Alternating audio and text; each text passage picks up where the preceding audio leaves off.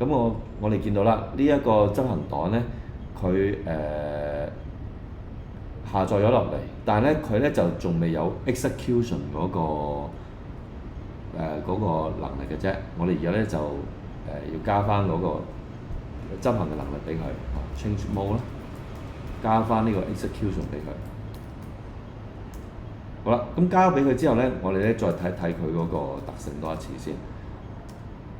而家咧見到啦，佢多咗 execution 嗰個特性喺度RWX 嗰個 X 就係 execution。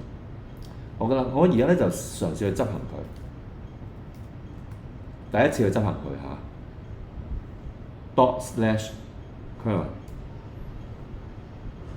咁咧就會見到啦 ，Apple 咧就唔可以去到去確認喂佢係咪冇嗰啲蠱惑嘅 malware 嗰啲程式碼㗎咁樣係咪？咁我喺呢個情況底下咧，我撳個登字先，我撳個登字。咁撳完個登字之後咧，佢會寫住 Q9咁樣嘅，即係將呢個執行檔咧嗰個 process 就唔係講嗰個 file 喎，嗰個 process 咧就係咧係叫做呢啲乜，即係 Q 咗佢嘅咁而家要點咧？而家咧我哋咧就要開一個咧呢啲嗰個 system 嗰個 settings system settings。咁咧我哋揾security 啦security setting。好，撳落去先。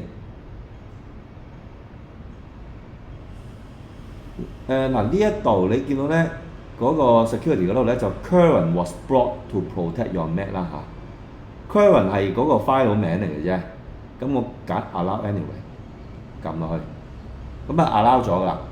咁allow 完之後咧咁我就翻去 download 呢度。咁我再執行佢多一次。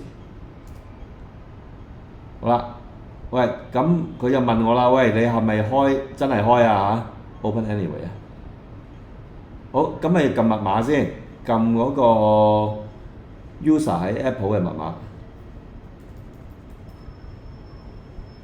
OK。